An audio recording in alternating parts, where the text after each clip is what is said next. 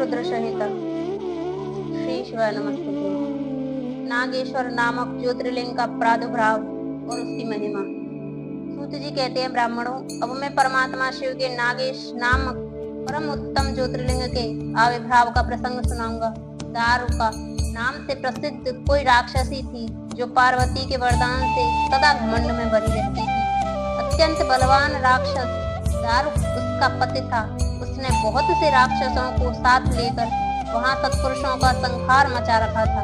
वह लोगों के यज्ञ और धर्म का नाश करता फिरता था।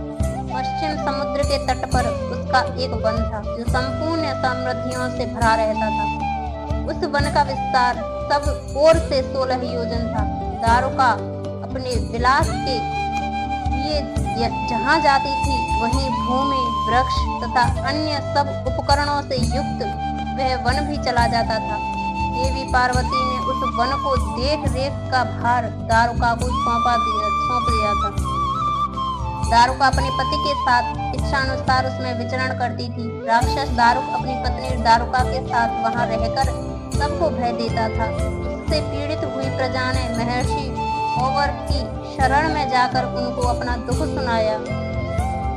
औवर ने शरणागतों की रक्षा के लिए राक्षसों को यह शाप दे दिया कि ये राक्षस यदि पृथ्वी पर प्राणियों की हिंसा या यज्ञों का विध्वंस करेंगे तो उसी समय अपने प्राणों से हाथ धो बैठेंगे। देवताओं ने जब यह बात सुनी तब उन्होंने दुराचारी राक्षसों पर चढ़ाई कर दी। राक्षस घबराए।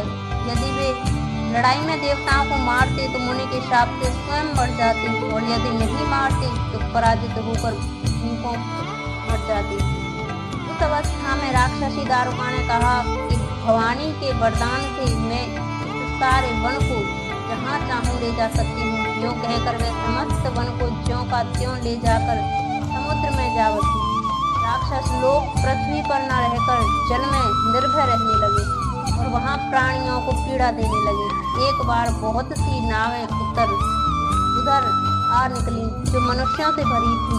राक्षसों ने उनमें बैठे हुए सब लोगों को पकड़ लिया और बेड़ियों से बांधकर कारागार में डाल दिया। वे उन्हें बारंबार धमकियां देने लगे।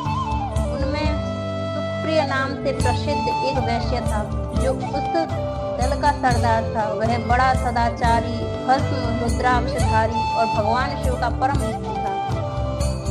सुप्रिय शिव की पूजा किए बिना भोजन नहीं करता था।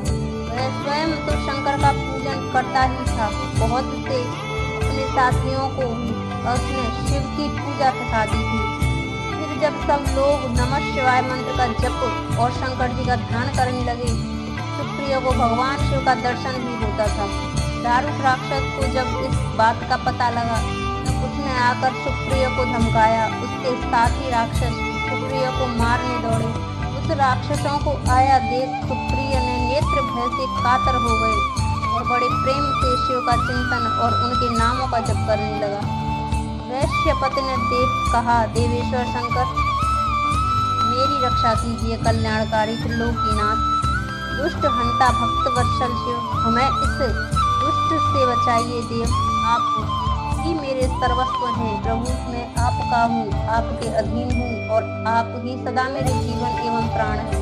सूत जी कहते हैं, सुप्रिय के इस प्रकार प्रार्थना करने पर भगवान शंकर एक विवर से निकल पड़े। उनके साथ ही 4 दरवाजों का एक उत्तम मंदिर भी प्रकट हो गया। उसके मध्य भाग में अद्भुत ज्योतिर्मय शिवलिंग प्रकाशित हो रही थी।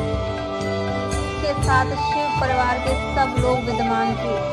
सुप्रिय ने उनका दर्शन पूजन करके पूजित होने पर भगवान शंभु ने प्रसन्न हो स्वयं पाशुपत शास्त्र लेकर प्रधान राक्षसों को, उनके सारे उपकरणों तथा सेवकों को भी तत्काल ही नष्ट कर दिया और उन दुष्ट हंता शंकर ने अपने भक्त सुप्रिय की रक्षा की। तत्पश्चात अद्भुत लीला करने वाले और लीला से ही शरीर धारण करने वाले शंभु ने उस वन को यह वर दिया कि आज से इस वर में सदा ब्राह्मण, क्षत्रिय, वैश्य और शूद्र इन 4 वर्णों के धर्मों का पालन हो। यहाँ श्रेष्ठ मुनि निवास करें और तमोगुणी राक्षस इसमें कभी न रहे। शिव धर्म के उपदेशक, प्रचारक और प्रवर्तक लोग इसमें निवास करें। सूत जी कहते हैं, इस समय राक्षसी दारुका ने दीन चित्त से देवी पार्वती की स्तुति की। देवी पार्वती प्रसन्न हो गई और बोली, बताओ तेरा क्या कार्य करूं। उसने कहा, मेरे वंश की रक्षा कीजिए। देवी बोली, मैं सच कहती हूँ, तेरे कुल की रक्षा करूंगी। ऐसा कहकर देवी भगवान शिव से बोली, नाथ आपकी यह बात युग के अंत में सच्ची होगी, तब तक तामसी सृष्टि भी रहे, ऐसा मेरा विचार है। मैं भी आपकी ही हूँ और आपके ही आश्रय में रहती हूँ, अतः मेरी बात को भी प्रमाणित सत्य कीजिए। यह राक्षसी दारुका देवी है, मेरी ही शक्ति है और राक्षसियों में बलिष्ठ है, अतः यही राक्षसों के राज्य का शासन करे। ये राक्षस पत्नियां जिन पुत्रों को पैदा करेंगी, वे सब मिलकर इस वन में निवास करें, मेरी ऐसी इच्छा है। शिव बोले, प्रिय, यदि तुम ऐसी बात कहती हो तो मेरा यह वचन सुनो। मैं भक्तों का पालन करने के लिए प्रसन्नता पूर्वक इस वन में रहूंगा।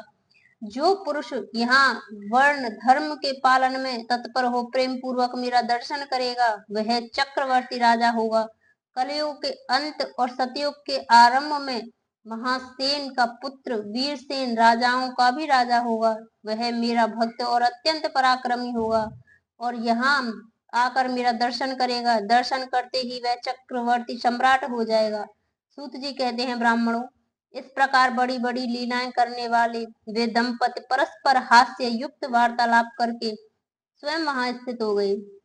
ज्योतिर्लिंग स्वरूप महादेव जी वहां नागेश्वर कहलाए और शिवा देवी नागेश्वरी के नाम से विख्यात हुई। वे दोनों ही सत्पुरुषों को प्रिय हैं। इस प्रकार ज्योतिर्लिंग के स्वामी नागेश्वर नामक महादेव जी ज्योतिर्लिंग के रूप में प्रकट हुए। वे तीनों लोकों की संपूर्ण कामनाओं को सदा पूर्ण करने वाले हैं। जो प्रतिदिन आदर पूर्वक नागेश्वर के प्रादुर्भाव का यह प्रसंग सुनता है, वह बुद्धिमान मानव महापातकों का नाश करने वाला संपूर्ण मनोरथों को प्राप्त कर लेता है।